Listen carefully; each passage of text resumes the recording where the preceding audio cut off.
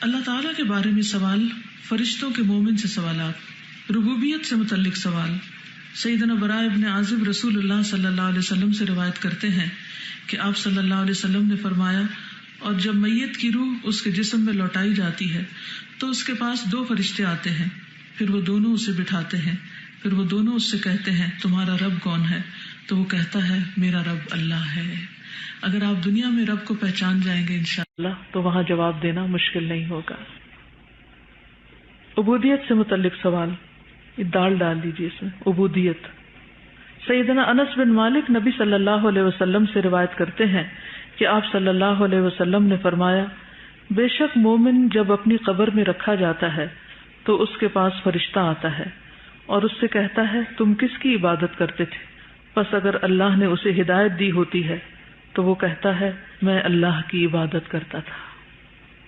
بس ولا یشرک بعبادت ربہ احدا، ریاکاری سے بھی اپنے آپ کو ہمیں بچانا ہے کہ کچھ بھی کریں لوگوں کو خوش کرنے کے لیے نہیں، اپنی نمازوں کی حفاظت، یہ نہیں کہ اپنے خاندان میں یا اپنے سب کے اندر بی بی کہلوانے کے لیے یا نیک پاک کوئی بننے کے لیے یا لوگوں کے اوپر کوئی امپریشن ڈالنے کے لیے کہ ہم بڑے اچھے ہیں، نہیں۔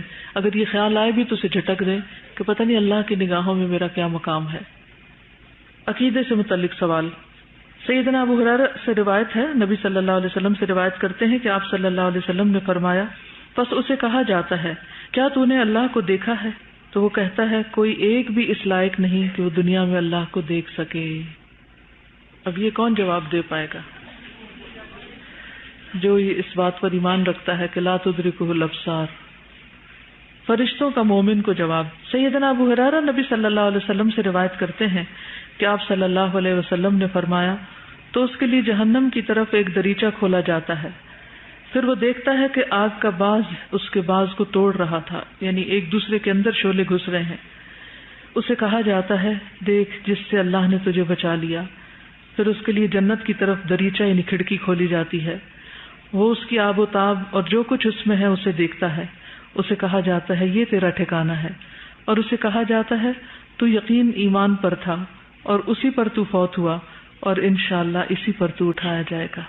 تو اچھا خاتمہ اور ایمان پر موت ہونا جو ہے یہ بھی بڑا ضروری ہے۔ فرشتوں کے غیر مومن سے سوالات، فرشتوں کا ڈانٹ کر سوال پوچھنا۔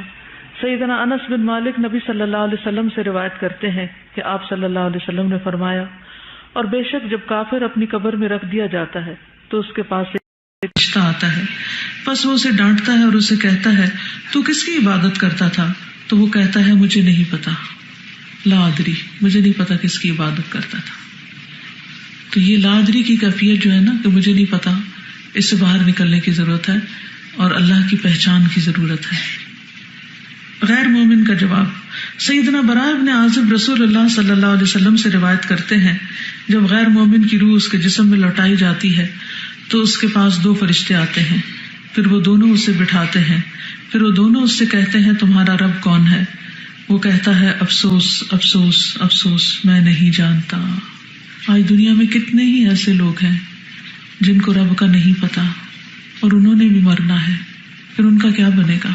سب کی فکر کیا کریں اور علم حاصل کر کے بیٹھ نہیں جائیں، امن چین سے ایک شخص کو بھی پہنچا دیں گے تو ہو سکتا ہے وہی شخص آپ کے لیے صدقہ جاریہ بن جائے اور پتہ نہیں کتنے لوگوں تک پیغام پہنچانے کا ذریعہ بن جائے، کیونکہ ان سب تک ہم تو نہیں پہنچ سکتے نا۔ کیا خیال ہے؟ ہم پوری دنیا کے لوگوں تک پہنچ سکتے ہیں، لیکن اگر ہم ایک چراغ جلاتے ہیں اور ہم سے ایک روشنی لیتا وہ آگے اور آگے، تو اس طرح پوری دنیا روشن ہو سکتی۔ اپنے حصے کا چراغ جلاتے جانا ہے، پڑھ لکھ کر گنوانا نہیں، ضائع نہیں کرنا، اور چھوٹی سی کوشش کو بھی بیکار نہیں سمجھنا اور اس انتظار میں نہیں رہنا کہ بڑی بڑی کوششیں کریں تو تبھی ہم کچھ کرنے کے قابل ہوں گے۔ ہمیں کسی کو دکھانا تو نہیں، ہمارا معاملہ تو اللہ کے ساتھ ہے، ہمیں اس کی مخلوق کی بھلائی کرنی ہے۔ تو انشاءاللہ جب ہم اللہ کی کنبے کی، اللہ کی مخلوق کی بھلائی کریں گے تو ہماری بھی شاید نجات ہو جائے۔ فرشتوں کا جواب، سیدنا انس نبی صلی اللہ علیہ وسلم سے روایت کرتے ہیں آپ صلی اللہ علیہ وسلم نے فرمایا، تو اس سے کہا جاتا ہے نہ تو نے علم حاصل کیا اور نہ تو نے قرآن کی تلاوت کی، لا دریتا ولا تلیتا۔